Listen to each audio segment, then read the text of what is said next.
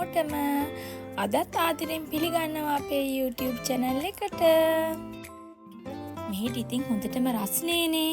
ඉතින් මම හිතුවා උදේම නැගිටලා කොල කැඳ එකක් හැදුවා නම් හොඳයි කියලා. එහෙනම් එන්නකෝ මාත් එක්ක කොල කැඳ හදන්න.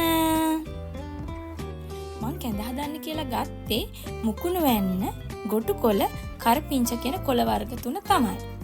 ඊට පස්සේ අපි ගත්ත කොල ටික හොඳින් සෝදලා කපාගෙන ටික ටික බෙන්ඩරේට එකතු කරන ගමන් වතුර ටික ටික දාලා බ්ලෙන්ඩර් කරගන්න ඕන.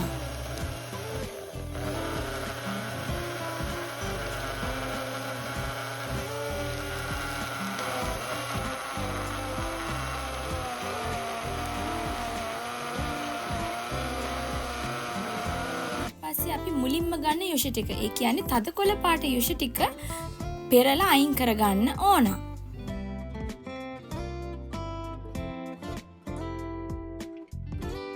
අනිවාර්යෙන් කැඳ හදද්දී අමතක නොකර මැටි භාජනයකම හදන්න.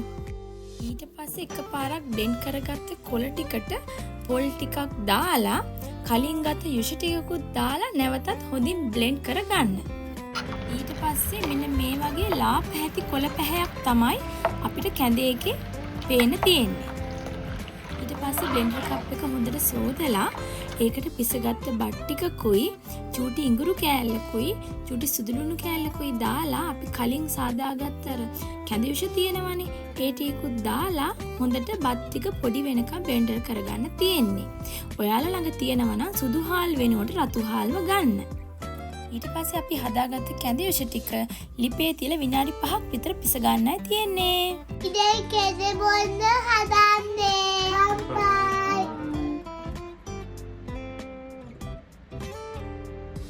පාසයි කෙදයි හකුරුයි ගන්න. අම්මා හදනවා කෙදර හදිම රසයි.